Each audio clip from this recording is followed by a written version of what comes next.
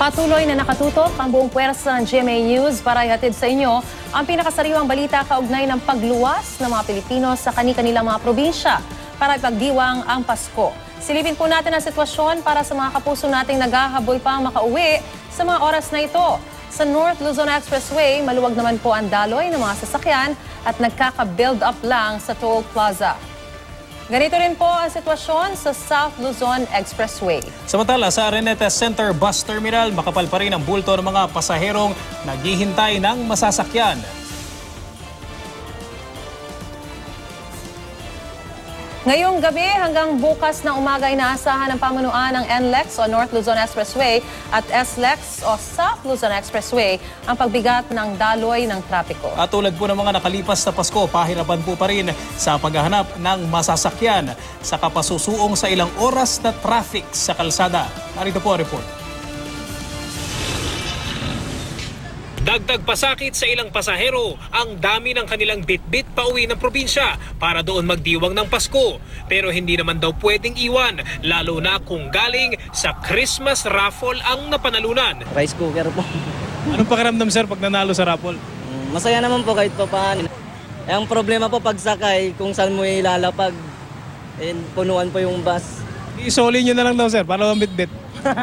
Di po pwede, iuwi na po eh. Ang siyam-siyam na paghihintay ng masasakyan, problema rin ng mga ngayon palang babiyahe. Pagka hindi Pasko ha, mga gano'ng katagal biyahe sir? 4 na oras po. 4 na oras? Ngayon po? Mga abutin ng 7, ganun. Mahirap nga po sumakay. Punuan. Naisip nyo bang tumayo sa bus? Pwede rin po para lang makasakay. Kahit po may baby? Bandang alas 5 ng hapon kanina, hindi pa gaanong ramdam ang dagsa ng mga pasahero sa Balintawak Toll Plaza ng North Luzon Expressway. Pero ang pamunuan ng NLEX, inaasahan na raw ang volume ng mga sasakyan simula ngayong gabi hanggang bukas ng umaga. If we combine yung total volume ngayon, daily average is about 250. More than 200 for NLEX and then around 50 for SCTEX.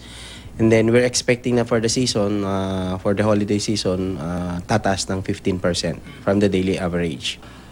Hindi kagaya ng say parang yung Holy Week na talaga mataas kumpara sa ano. Tataas lang siguro yung volume but it will be manageable naman yung sa amin. Yeah.